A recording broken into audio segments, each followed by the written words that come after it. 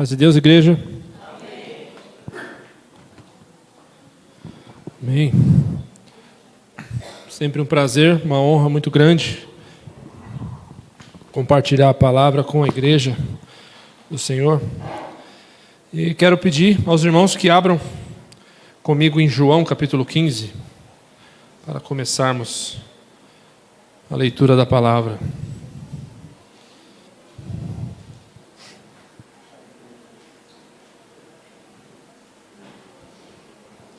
João capítulo 15. Vamos começar do começo do capítulo. Senhor, fala conosco através da Tua palavra, em nome de Jesus. Tira todo impedimento da nossa mente, todo impedimento, Senhor, toda barreira do nosso entendimento, caia por terra em nome de Jesus. Nos faz entender o que o Senhor quer nos falar nessa noite, Senhor. Usa a minha vida, não deixe que eu atrapalhe, que o Senhor diga o que o Senhor quer. Mas usa a minha vida, fique à vontade para falar conosco, Senhor, em nome de Jesus. Amém. Vamos lá, João 15, a partir do versículo 1. Jesus diz assim, são palavras do próprio Senhor Jesus. Ele diz assim: Eu sou a videira verdadeira e meu Pai é o agricultor. Todo ramo que estando em mim não dá fruto, ele corta. E todo que dá fruto, ele poda, para que dê mais fruto ainda. Vocês já estão limpos pela palavra que lhes tenho falado. Vou ler mais uma vez. Eu sou a videira verdadeira e meu Pai é o agricultor. Todo ramo que estando em mim não dá fruto, ele corta. E todo que dá fruto, ele poda, para que dê mais fruto ainda. Vocês já estão limpos pela palavra que lhes tenho falado. E amém. Então, ou seja, a igreja é um lugar de ouvirmos a palavra de Deus. Jesus aqui, ele usa o exemplo da videira, que é o pé de... A videira, o pé de quê? De uva, obrigado. Então ele usa o exemplo do pé de uva. Ele fala, eu sou a videira verdadeira, ou seja, tem videira que não é muito videira, que não é verdadeira, que é enganosa.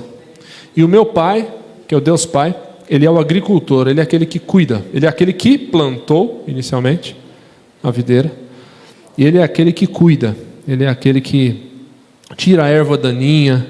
O que mais que o agricultor faz?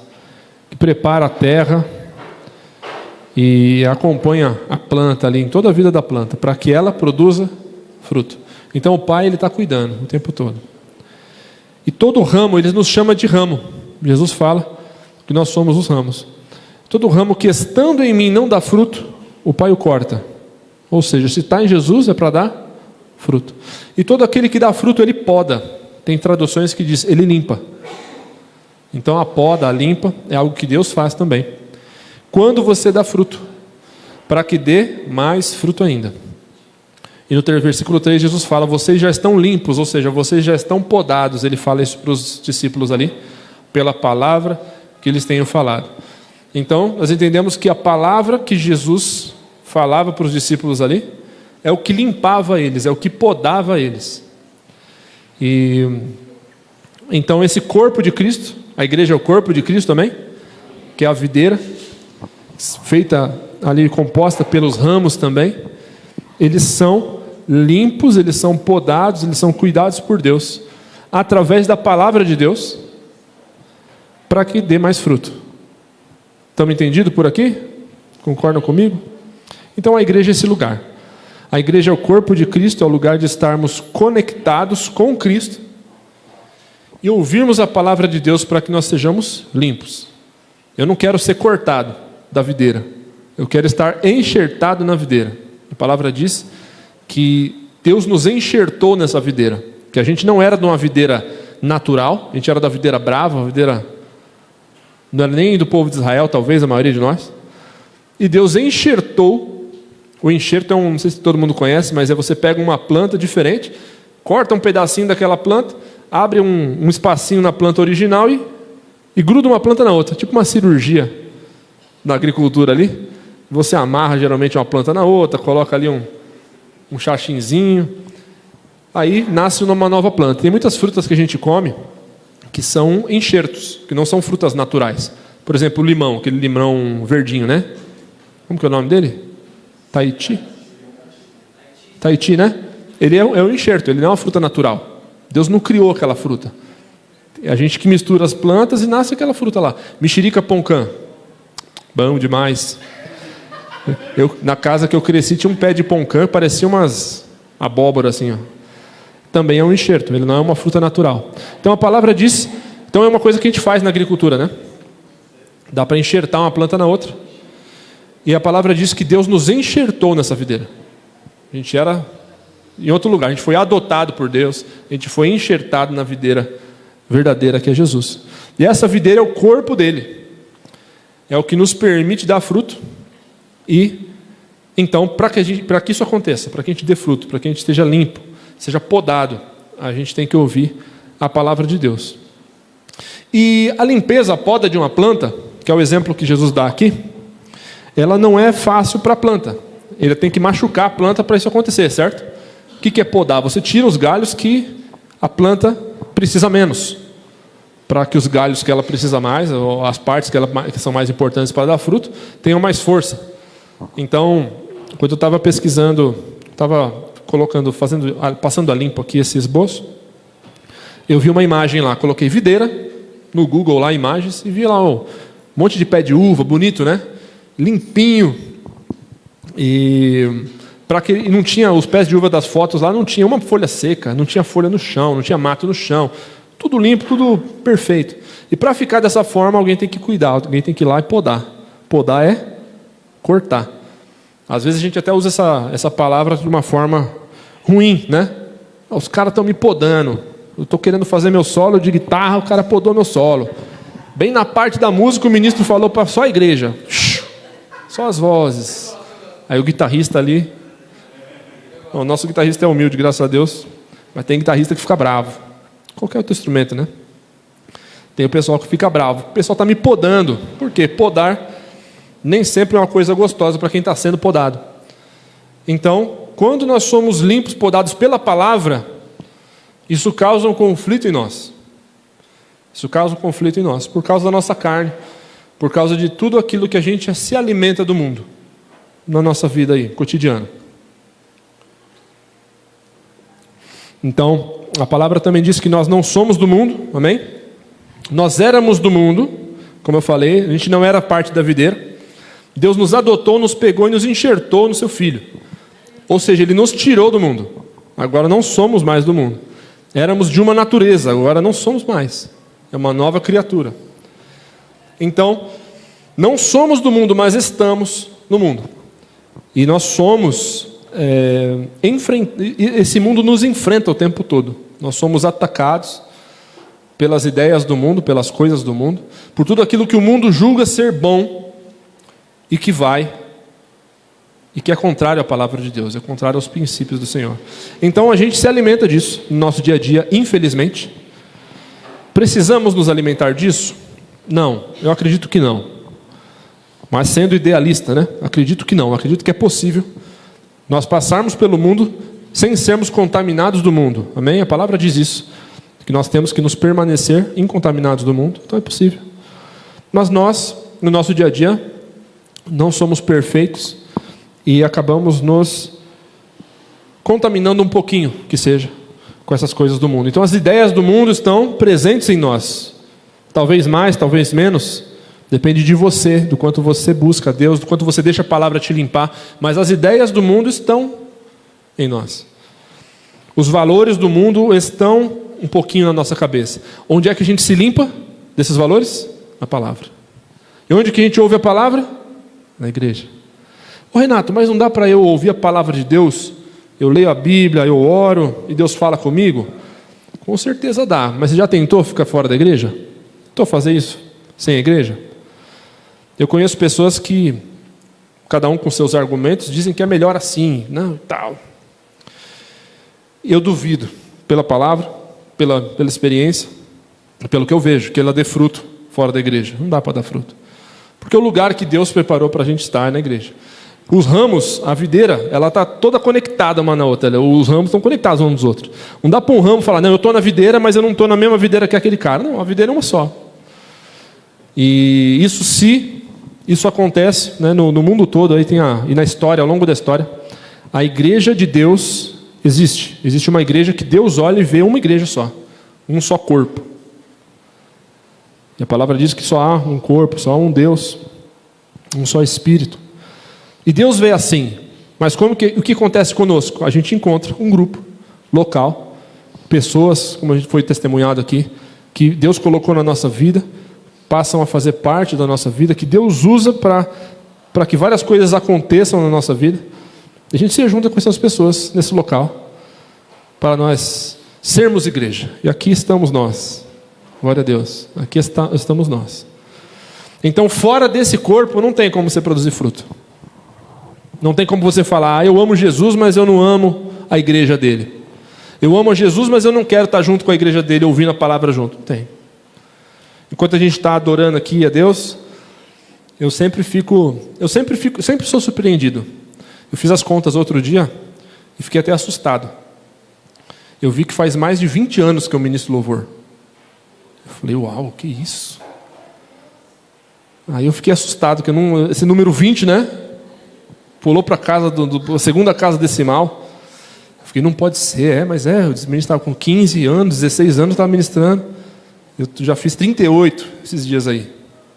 Esse mês que passou, está passando, né? Esse mês de outubro, eu fiz 38. Eu pensei, nossa, já fazem mais de 20 anos que eu ministro louvor.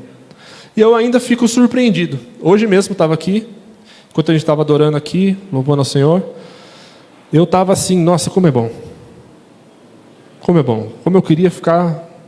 Eu queria ficar aqui, sem ensaio. A parte do ensaio é difícil para mim. A parte que envolve organização, disciplina, é difícil. Por isso eu preciso dos meus irmãos para me ajudar. Mas eu queria ficar aqui sem ensaio. Que hora que a gente vai acabar? Não sei. Ficar aqui tocando com os vasos, adorando, orando. Eu queria que existisse essa oportunidade, sabe? Não sei se você me entende. E eu sou surpreendido por isso. A pessoa que não ama isso, ela não ama Jesus, gente. Ela não está em conexão com Jesus. Então, precisamos estar na videira. E na palavra, nós somos confrontados, porque quando tem coisa do mundo na gente, quando tem coisa que não é de Deus na gente, aquilo é denunciado pela palavra. A palavra, ela traz luz. A palavra corrige. Então a gente ouve a palavra e tem um certo conflito ali. No caso da gente que escolhe ouvir ao Senhor, escolhe obedecer a Deus, se esse é o seu caso, eu espero que sim, esse é um conflito do qual você sai vitorioso. Você se sente ali na batalha, na guerra, contra a sua própria natureza terrena e fala, Senhor, eu quero o que é seu. Eu quero o que é seu, eu não quero o que está em mim, não. Por que a tua palavra está doendo? Porque tem coisa aqui para corrigir, tem coisa para ser podada aqui, tem coisa para ser limpa. Senhor, eu escolho a tua palavra, eu escolho a tua vontade. Eu escolho o que o Senhor tem para mim, ao invés daquilo que o mundo tem plantado em mim, ou daquilo que eu tenho deixado o mundo plantar em mim. Então, esse conflito sempre existe. E nós precisamos nos inclinar para a palavra de Deus sempre, para sairmos vitoriosos. Amém? Vamos ler mais um texto, está lá em Lucas, capítulo 6. Abram lá comigo. Lucas 6. Então, o mundo, ele pensa o que é contrário à palavra de Deus. É o que é contrário. E ele joga em cima da gente o tempo todo o que é contrário à palavra de Deus. Não bastasse o mundo fazer isso, ainda tem a minha própria natureza terrena, querendo ressuscitar o tempo todo, que quer dar ouvidos ao mundo mesmo, que quer ser rebelde com Deus. Mas vamos lá, Lucas 6, a partir do versículo 22 e 23. Mais uma vez Jesus falando, e aqui eu estava, só um parênteses aqui, eu estava ouvindo uma pregação ontem e hoje, de um pastor muito antigo, da década de 40, 1940, 1950. Aí tem um áudio dele pregando, né? Eu estava ouvindo. Aí ele estava falando um negócio interessante, ele está falando assim, pessoal, eu peço para que vocês tenham toda a atenção à palavra de Deus agora. Aí ele falou, porque se viesse aqui o apóstolo Pedro, ou o apóstolo Paulo, ou um pregador famoso aí, um dos grandes, Lutero, sei lá mais quem, ele falou mais alguns, a Santo Agostinho, viesse aqui pregar hoje, vocês iam dar toda a atenção e tal. Mas é Pedro que está falando aqui, através da palavra. É claro que tem um intérprete, que é a pessoa que está falando com o microfone, mas a palavra é o que Deus falou através do apóstolo Pedro, ali no caso dele, né, desse pastor que eu falei. Então aqui são palavras de Jesus. Nós lemos João 15, que é Jesus falando, e aqui nós vamos ler Lucas 6, só para chamar a sua atenção, que é Jesus falando, amém? Então vamos ouvir Jesus, não Renato. Mas vamos lá, Lucas 6, 22. Jesus disse assim: bem-aventurados serão vocês, quando os odiarem, expulsarem e insultarem, e eliminarem o nome de vocês, como sendo mal, por causa do Filho do Homem. Regozijem-se nesse dia e saltem de alegria, porque grande é a recompensa de vocês no céu. Pois assim os antepassados deles trataram os profetas. Pesado, né? Jesus falou aí então, bem-aventurado. O que é bem-aventurado? Feliz. Aventura é algo que acontece com você. Então bem-aventurado você se deu bem. Você foi bem-aventurado, você se deu muito bem. Então Jesus está falando, vocês vão se dar muito bem, vai ter acontecido uma coisa muito boa com vocês. Quando os odiarem, expulsarem e insultarem e eliminarem o nome de vocês. Aí quando eu li aqui o eliminar, eu já logo lembrei daquela palavra, que eu esqueci agora, que o pessoal fala muito hoje em dia, agora eu lembrei. Cancelar. Fulano foi cancelado. Não é a mesma coisa cancelar o nome de alguém ou eliminar o nome? Então, só que Jesus falou uma coisa muito interessante aqui. E a gente precisa aprender a prestar muita atenção às palavras de Deus, as palavras que são colocadas aqui nas Escrituras. Então, quando os odiarem, expulsarem, insultarem e eliminarem o nome de vocês, como sendo mal, ou seja, não é mal, mas falarem, esse cara é mal. Por quê? Por causa do Filho do Homem. Então a causa aqui é o principal. Renato, não me ouvem mais, o pessoal não quer mais saber de mim, por quê? Só porque eu menti um pouquinho, enganei um pouquinho, roubei um pouquinho. Então, isso aí você merece ser cancelado. Né? Espero que a igreja te perdoe, se você se arrependa, a igreja te perdoe. Né? Estamos aqui para isso também, vamos chegar lá, na parte aqui.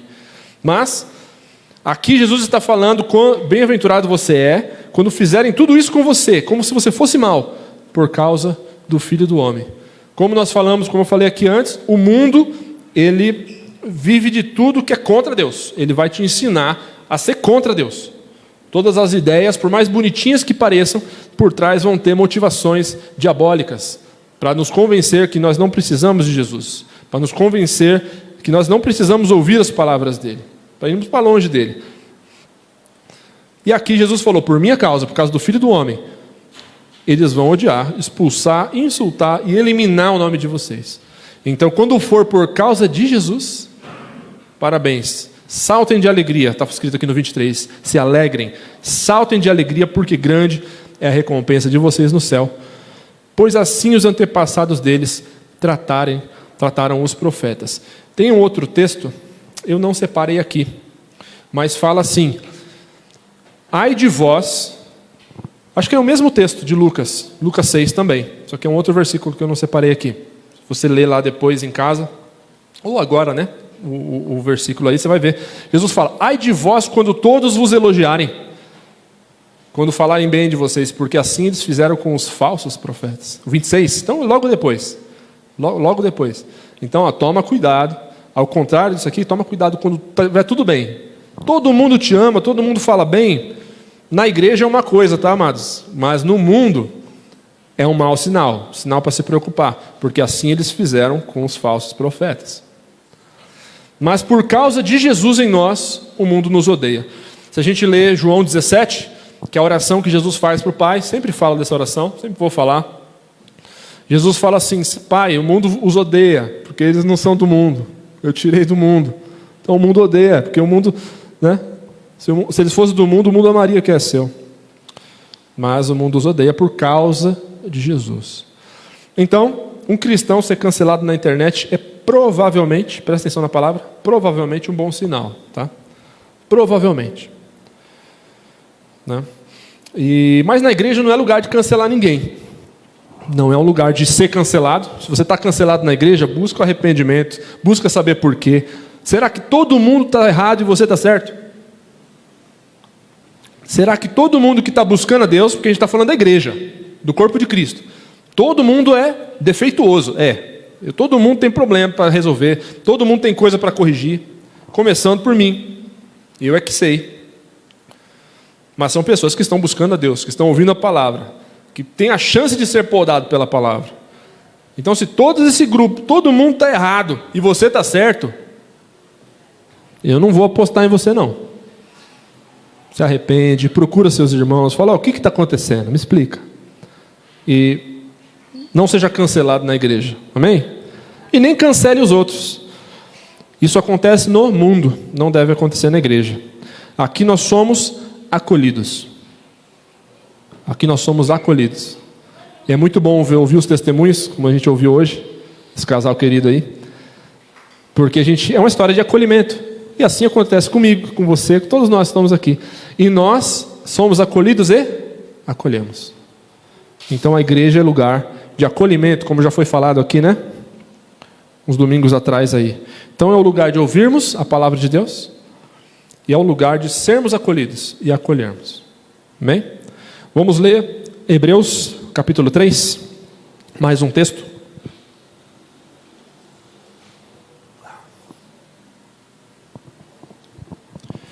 Mais um texto, Hebreus capítulo 3.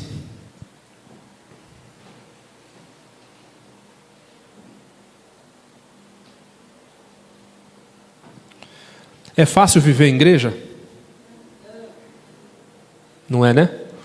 Já tentou viver sem? É impossível. Caminhar para a vida sem a igreja, sem estar na igreja, sem ser igreja, é impossível. Vamos lá, Hebreus capítulo 3, a partir do versículo 13. Versículo 13 e 14. Diz assim, o autor de Hebreus: pelo contrário, encorajem-se uns aos outros todos os dias. Vou começar de novo. Pelo contrário, encorajem-se uns aos outros todos os dias, durante o tempo que se chama hoje, de modo que nenhum de vocês seja endurecido pelo engano do pecado. Pois passamos a ser participantes de Cristo, desde que, de fato, nos apeguemos até o fim à confiança que tivemos no princípio. Então a igreja é um lugar de encorajarmos uns aos outros. E aqui o escritor fala durante o tempo que se chama hoje. No texto ele explica o que é esse hoje. Mas que tempo que se chama hoje? Sempre, enquanto a gente estiver aqui. Enquanto estivermos aqui, enquanto tiver tempo, encorajem-se uns aos outros, todos os dias. Então a igreja é um lugar de acolhimento, né? Lugar de acolhimento. Vamos ler mais um texto, para eu trazer mais um ponto. Lucas 6, vamos voltar lá em Lucas 6. Devia ter te avisado, né? Quem está com Bíblia de papel aí, para deixar na página lá. Então temos que encorajar uns aos outros, todos os dias, está escrito aqui, na Bíblia, não estou inventando isso aqui, durante o tempo que se chama hoje. Então vamos lá para Lucas 6, 41, para ver o que Jesus fala. Mais uma vez, palavras de Jesus. Então Lucas 6, 41, Jesus fala assim: por que você repara no cisco que está no olho do seu irmão, e não se dá conta da viga que está em seu próprio olho? Como você pode dizer ao seu irmão: irmão, deixe-me tirar o cisco do seu olho, se você mesmo não consegue ver a viga que está em seu próprio olho? Hipócrita, tire primeiro a viga do seu olho, e então você verá claramente para tirar o cisco do olho do seu irmão. Aí aqui eu vejo dois problemas aqui. Problemas para nós, né? Porque para Deus está tudo certo. Com Deus está suave, como eu falei aqui na outra vez. Deus está bem. Mas ali no outro versículo a gente viu, né? Pelo contrário, encorajem-se uns aos outros todos os dias. Então, para encorajar o meu irmão, às vezes eu tenho que dar uma puxada, né? Às vezes quando é amigo, principalmente amigo que dá essa liberdade um para o outro, às vezes falou: meu, que vacila esse aqui, meu. É o que a palavra diz. Vamos conversar, vamos corrigir esse negócio aí. Tá zoado. É difícil às vezes ter essas conversas, mas é necessário, né? E se somos irmãos, é que eu estou pregando, né? Não quer dizer, eu estou falando aqui live, pá, não quero ser cancelado na igreja, né? Na internet, se eu for cancelado na internet, não muda nada na minha vida, né? Nesse momento, mas na igreja eu não quero ser cancelado, não. Então, quando a gente fala, parece que é docinho, né? Ô, irmão, vamos obedecer ao Senhor. Eu tenho até um testemunho para contar disso. Eu já contei, mas eu vou repetir também. Mas aqui, então, a gente tem que encorajar os irmãos. Só que aqui a gente vem em Lucas 6 e Jesus fala: você quer tirar, você quer resolver o problema do outro ali, e o cisco, e a trave que está no seu olho? Né? E então eu fico pensando, quem é que enxerga perfeitamente, né? Como fala aqui, tira a trava do seu olho, no 42, então você verá claramente para tirar o cisco do olho do seu irmão. Quem aqui pode dizer, não sei se você tem essa coragem, mas se você tiver, pode ter, tá? Pode até pensar diferente de mim. Coragem de dizer assim: eu enxergo claramente. Eu julgo de maneira justa. Eu olho para uma situação que eu esteja vivenciando, ou outro esteja vivenciando, eu enxergo claramente, a minha opinião está correta. Quem tem coragem de falar isso aqui? É difícil, não é? Qualquer pessoa com um senso crítico a respeito de si mesmo, com um pouquinho de humildade, qualquer pessoa que lê a palavra, você vai ser confrontado, né? Você vai olhar lá e falar: eu não estou com tanto, eu não estou assim, né, tão bem assim, né? Eu tenho coisa para corrigir. Santo é o Senhor, digno é o Senhor, como Davi falou aqui. O meu ego tem que estar debaixo de Jesus, debaixo da palavra de Deus. Então, a gente não... Como que Jesus fala aqui, você vai ver claramente para tirar o cisco. Complicou. Para mim, complicou. Porque é difícil eu falar, eu enxergo claramente. Agora eu vou ajudar o cara. Vou resolver o seu problema, Fernando. Porque eu estou vendo... Quem sou eu? Então, eu quero encorajar meus irmãos na palavra. E esse é o ponto. Mas eu não enxergo direito. Eu preciso cuidar de mim mesmo. Então, o que eu entendo dessa passagem aqui é... No jeito... Assim... Entendam bem, tá? Não é um jeito, como é que fala? Grosseiro de falar, mas cuida da sua vida. Agora entenda o que eu quero dizer. Entenda o que eu quero dizer. Calma. Cuida da sua vida no bom sentido. Afinal, estamos falando, Renato, estamos em igreja, você fala de família, que a gente tem que encorajar um aos outros, exortar um aos outros, chamar a atenção dos amigos, dos irmãos. E está falando, cuida da sua vida? Como assim? A gente tem que cuidar de nós mesmos. No bom sentido. Então Jesus está falando assim, ó, tem uma viga no seu olho. Você tem que deixar a palavra te limpar, te podar. Aí você vai ver claramente para enxergar no seu irmão. Quando que você vai chegar nesse ponto? Não sei.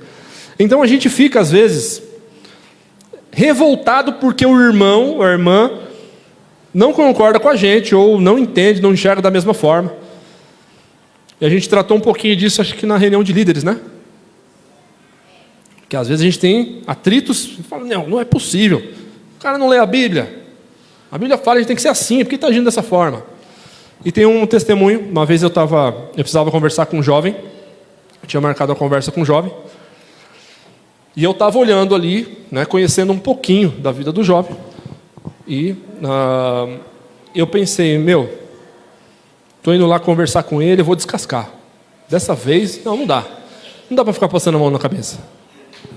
Não, eu já preguei tantas vezes. Não, está ouvindo a palavra faz tempo já na igreja. Eu já falei tantas vezes sobre isso aqui. E a pessoa continua nessa atitude aqui, eu vou descascar, eu vou chegar no meio da canela. Eu vou vir com a foice no meio da canela, com a palavra. Eu ia nesse espírito aí. Aí, só que, como eu falei para vocês, a gente tem que deixar o nosso ego lá embaixo. A gente tem que ter uma autocrítica e tem que se criticar na palavra. Aí eu falei, vou mandar uma mensagem para o pastor. Eu falei, pastor, estou indo conversar com um jovem, no meu coração eu vou falar isso. Descer a lenda, não estou com paciência mais não. Já falei 10 vezes, 11 vezes, demais. Ora aí, pastor. Ora aí para, né? Se não for isso que Deus quer que eu fale, para Deus tocar no meu coração. E fui orando também. Estava a caminho. E fui orando. Senhor, me ajuda aí, o que eu falo? Como que eu falo? Porque, Deus, você está vendo aí, né, Senhor? Eu vou dar uma bronca. Com amor. Eu quero que se aproxime de Jesus. Eu quero ver a pessoa mais perto de Jesus. E a motivação era essa mesmo. Aí o Espírito Santo falou assim no meu coração: como é que eu trato com você? Eu não tinha pensado nisso, né? É por isso que Deus fala, porque a gente precisa ouvir. Né? E ao mesmo tempo que foi na minha canela, como é que eu trato com você? Foi carinhoso, eu não senti culpado. Eu não senti assim, seu hipócrita, você quer corrigir o outro. Não. Como é que eu trato com você? E aí eu comecei, na hora já baixei a bola, né? Eu falei: o Senhor nunca me foi pesado. Deus nunca foi pesado comigo. Deus sempre foi paciente. Sempre. Como eu falei, 20 anos ministrando louvor, mais, né? Eu arredondei para baixo para ficar melhor. Mais de 20 anos ministrando louvor. Então na igreja eu estou mais tempo. Ouvindo a palavra mais tempo ainda. Será que não tem trave no meu olho? Não? Se tem. Será que eu não preciso ainda ouvir a palavra? Não preciso me converter em algumas coisas aí? Não preciso me purificar? Nossa, como preciso. Como preciso. Então como Deus trata comigo? Aí eu cheguei lá para falar com o jovem, nem quase não falei, só mais ouvi, né? Amém. Vamos buscar o Senhor. Vamos ver o que a palavra diz. Então, quando você vê alguma coisa na vida do seu irmão ou sua irmã que precisa ser corrigido, deixa a palavra corrigir. Deixa a palavra corrigir. Você não consegue corrigir ninguém. Você não consegue corrigir ninguém. Então deixa a palavra corrigir. Não deixa a sua opinião entrar na frente. Checa a sua opinião com Deus. Fala: Senhor, estou vendo isso aqui. Será que é isso mesmo? Me dá sabedoria no falar, ou no ouvir, ou no não falar. Mas que a palavra de Deus corrija. É a palavra, como nós lemos aqui, que nos limpa, que nos poda. Ninguém convence você, é a palavra das coisas boas. E a própria palavra diz, o Senhor Jesus disse que o Espírito Santo é que ia convencer a gente do pecado, não é? Da justiça, do juízo. Então, o Senhor, a bola está com Ele. Então a igreja é esse lugar de encorajarmos uns aos outros, de cuidarmos de nós mesmos, tirar esse cisco do nosso olho. Que quem enxerga perfeitamente é o Senhor, para me limpar, para me cuidar, para me sarar, para me corrigir. Quem não erra é a palavra de Deus. Amém? Então, tira a viga do seu olho, eu entendo isso. Cuida de você mesmo. Não no mau sentido, cuida da sua vida, tipo, sai daqui. Não, cuida da sua vida, se cuide. Você precisa se cuidar. E a igreja é o lugar de nós cuidarmos de nós mesmos. Amém? Vamos ler mais um texto, Romanos 13. Romanos 13, versículo 8.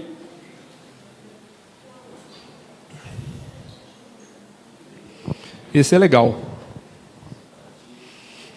Esse aqui eu falo muito para os jovens.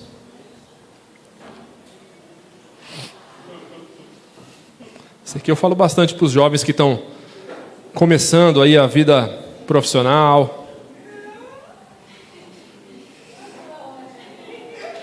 Os jovens que há pouco tempo, né, conseguiram o primeiro cartão de crédito.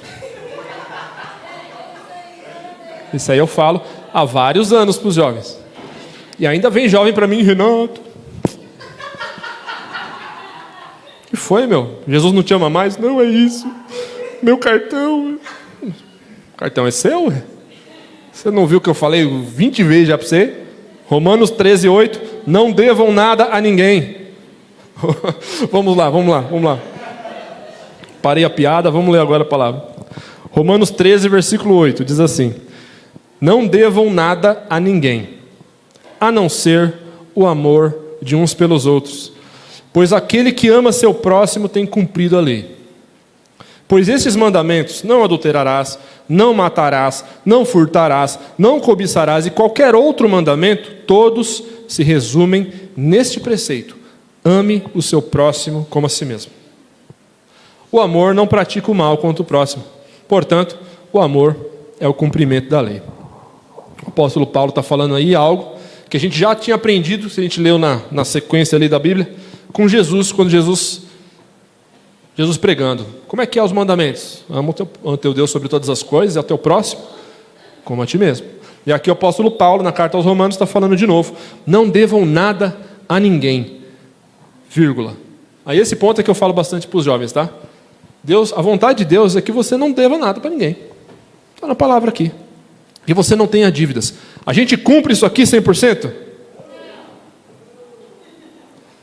Eu ainda estou para conhecer alguém que fala, nunca tive dívida.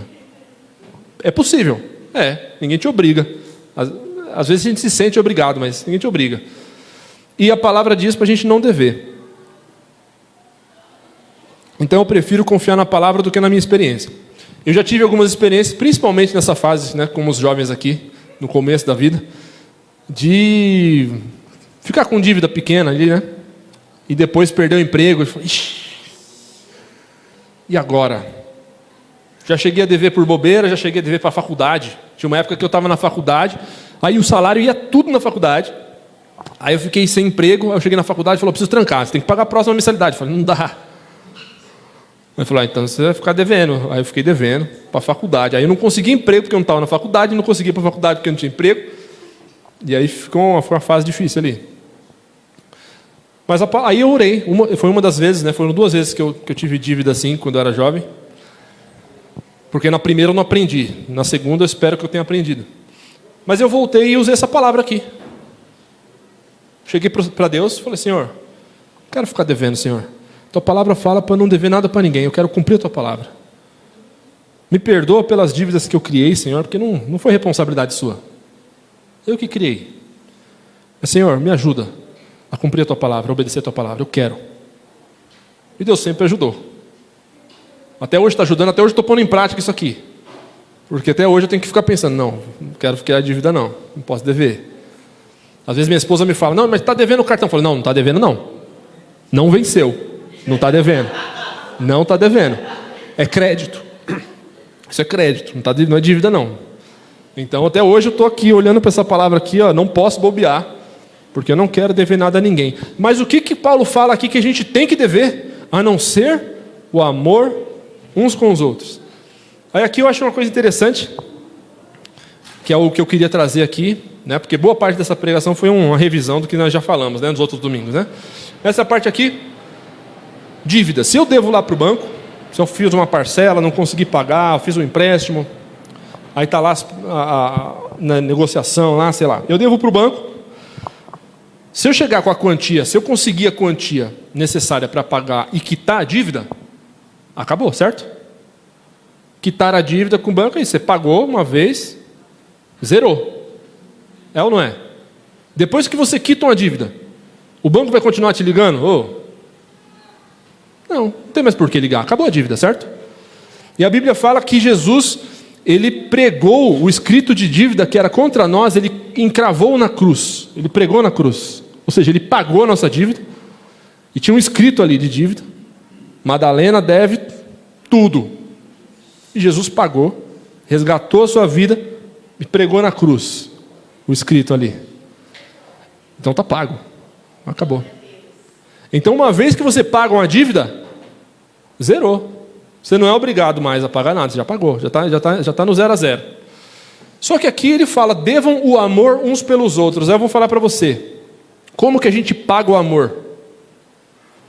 Como que a gente paga o amor? E amor dá para eu, por exemplo, quando eu casei com a minha maravilhosa esposa, eu fiz uma promessa e ela teve que fazer também. Essa é a parte boa. Teve que fazer uma promessa para mim, eu vou te amar para o resto da sua vida. Te respeitar, cuidar de você. Olha que armadilha boa que eu caí.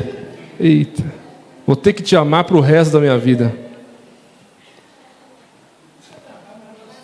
O que é isso? Que é isso? Agora, eu tenho que pagar a minha dívida. Promessa é dívida, é verdade. Nossa palavra, como filhos de Deus, é dívida, com certeza. E o amor é dívida. Devam o amor uns pelos outros. Dá para eu pagar a promessa para minha esposa e quitou? Falei, não, já te amei, já te dei 2 filhos, já cuidei por 12 anos, tchau.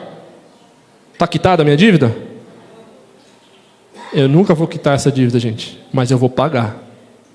Então a igreja é o lugar da gente pagar a nossa dívida. Não quitar, mas pagar a nossa dívida de amor. Uns para com os outros. E quando você tem uma dívida com o banco, como era o meu caso lá, naquela época, eu tinha a idade do Wellington aqui, mais novo ainda. Eu falei, Senhor, me ajuda a pagar a minha dívida. Me ajuda a pagar isso aqui, para eu cumprir a sua palavra. Esqueci onde eu estava.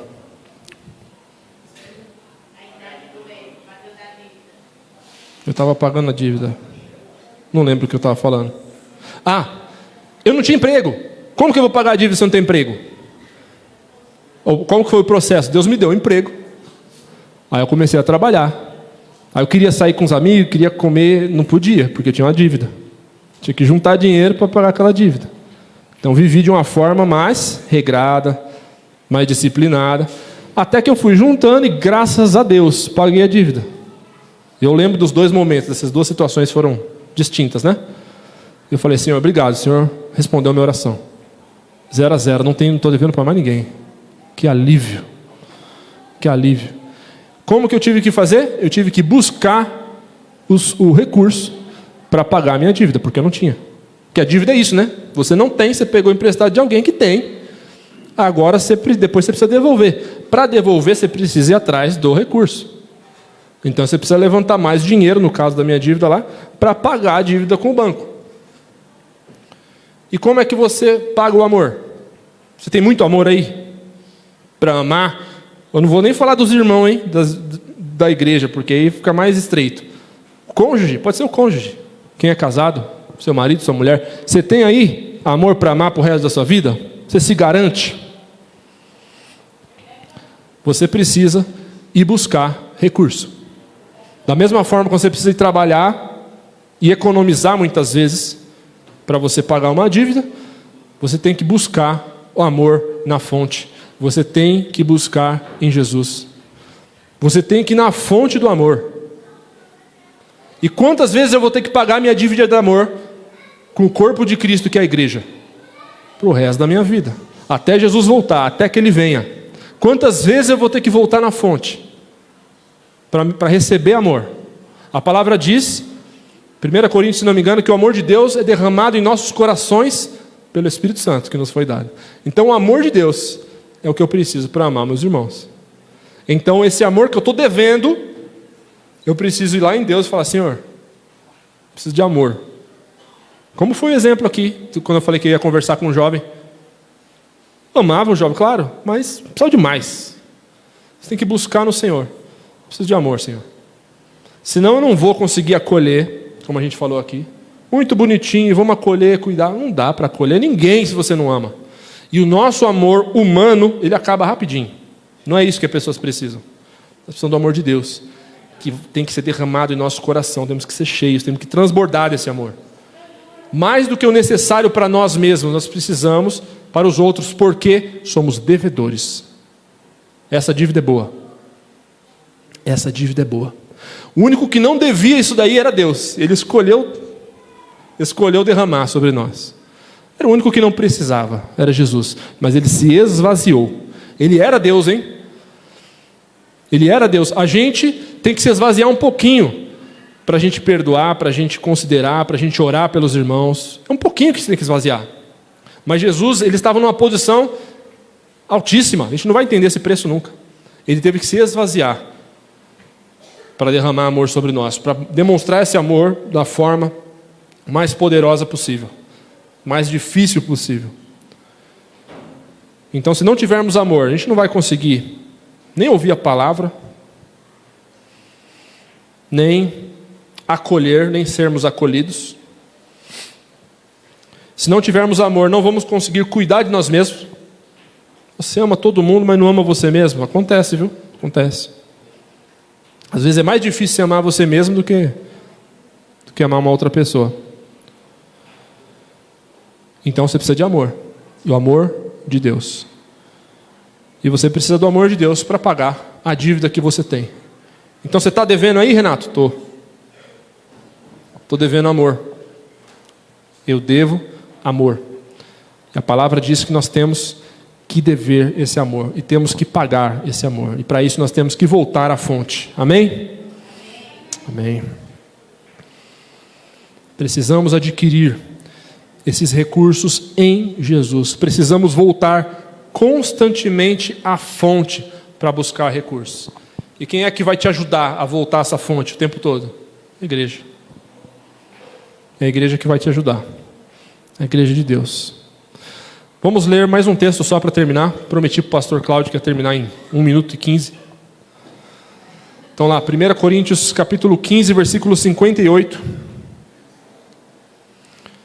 Para terminarmos, 1 Coríntios 15, 58.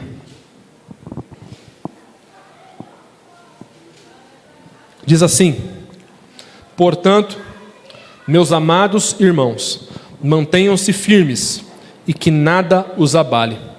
Sejam sempre dedicados à obra do Senhor, pois vocês sabem que, no Senhor, o trabalho de vocês não será inútil.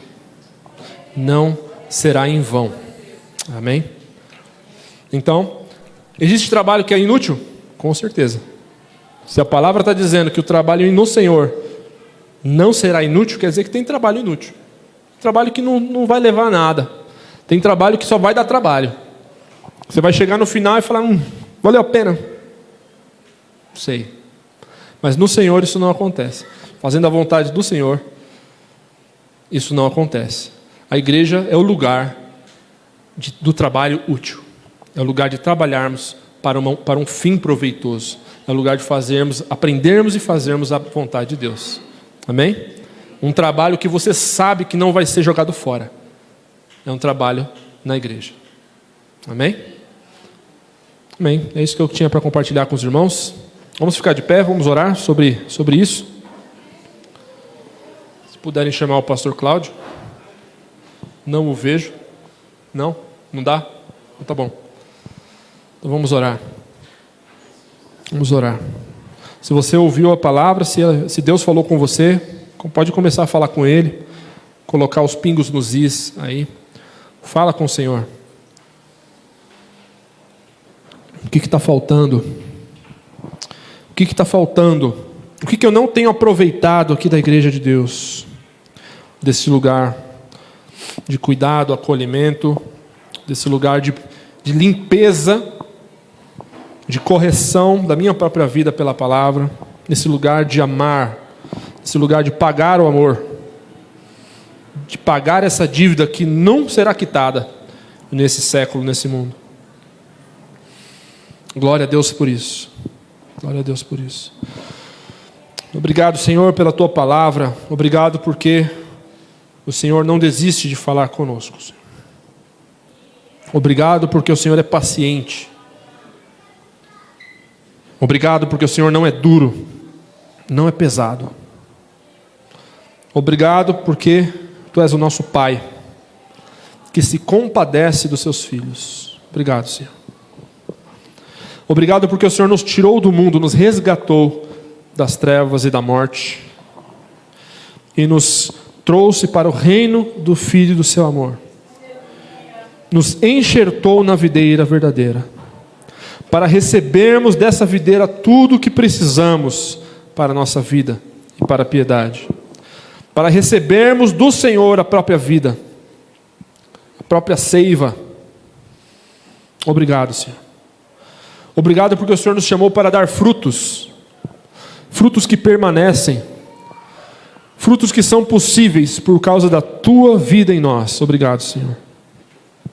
Obrigado porque se dependesse de mim, seria no máximo um arbusto no meio do deserto, como diz a Tua palavra, que não produz fruto, que não vê quando vem o bem. Mas por Tua causa, Senhor, podemos ser como árvores plantadas junto a ribeiros de água, que no devido tempo dá o fruto, cuja folhagem não murcha, que não teme quando vem o calor. Tudo por Tua causa, Senhor, tudo por Tua causa. Por causa de quem és. Não tem outro como o Senhor. Obrigado, Senhor. Obrigado por esse lugar, por essa família onde podemos testemunhar. Onde podemos ouvir testemunhos, sermos fortalecidos, encorajados. E testemunhar, compartilhar daquilo que o Senhor faz por nós. seja das coisas boas, seja das coisas ruins e difíceis, Senhor. Obrigado por esse lugar, onde o Senhor nos dá irmãos e irmãs, para compartilhar a vida, Senhor. Para colocar em prática aquilo que a Tua palavra nos diz e nos acolher, Senhor. Obrigado. Obrigado porque eu fui acolhido aqui, Senhor, porque eu sou acolhido aqui. Me ensina, Senhor, a acolher também, Senhor. Obrigado, Senhor, pelas oportunidades de acolher que o Senhor me dá aqui na Tua igreja. Obrigado, Senhor, porque no Senhor o nosso trabalho não é inútil, Senhor. Eu quero trabalhar de forma útil, Papai. De forma útil, Senhor. Ensina a Tua vontade, Senhor. Ensina para cada um de nós a Tua boa, perfeita e agradável vontade, Senhor. Não nos deixa perder a paz quando erramos, Senhor. Não nos deixa perder a paz quando nos achamos insuficientes, porque o Senhor é maior do que o nosso coração. Mas nos ajuda a olhar para frente, a prosseguir para o alvo, Senhor.